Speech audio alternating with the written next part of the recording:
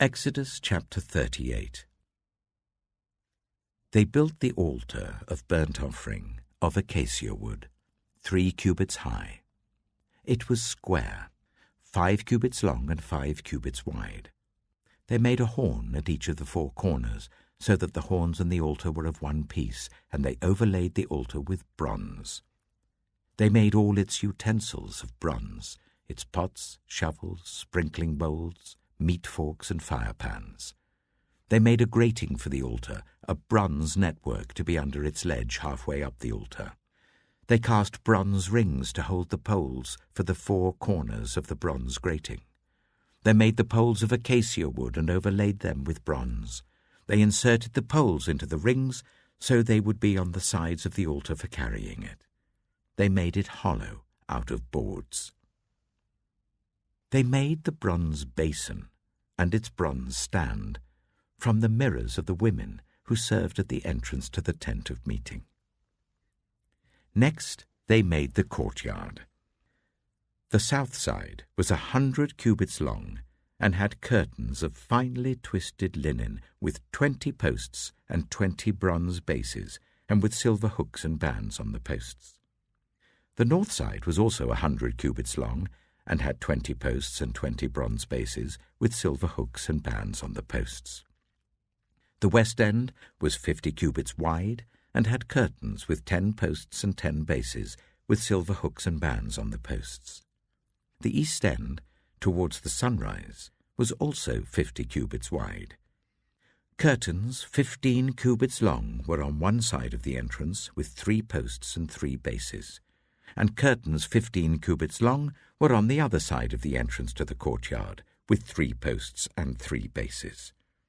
All the curtains around the courtyard were of finely twisted linen. The bases for the posts were bronze. The hooks and bands on the posts were silver, and their tops were overlaid with silver.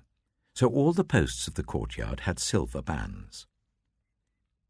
The curtain for the entrance to the courtyard was made of blue, purple, and scarlet yarn, and finely twisted linen, the work of an embroiderer. It was 20 cubits long, and, like the curtains of the courtyard, 5 cubits high, with 4 posts and 4 bronze bases. Their hooks and bands were silver, and their tops were overlaid with silver. All the tent pegs of the tabernacle and of the surrounding courtyard were bronze. These are the amounts of the material used for the tabernacle of the covenant law, which were recorded at Moses' command by the Levites under the direction of Itamar, son of Aaron the priest. Bezalel, son of Uri, the son of Hur of the tribe of Judah, made everything the Lord commanded Moses. With him was Aholiab, son of Ahisamach, of the tribe of Dan, an engraver and designer and an embroiderer, in blue, purple, and scarlet yarn and fine linen. The total amount of the gold from the wave offering used for all the work on the sanctuary was 29 talents and 730 shekels, according to the sanctuary shekel.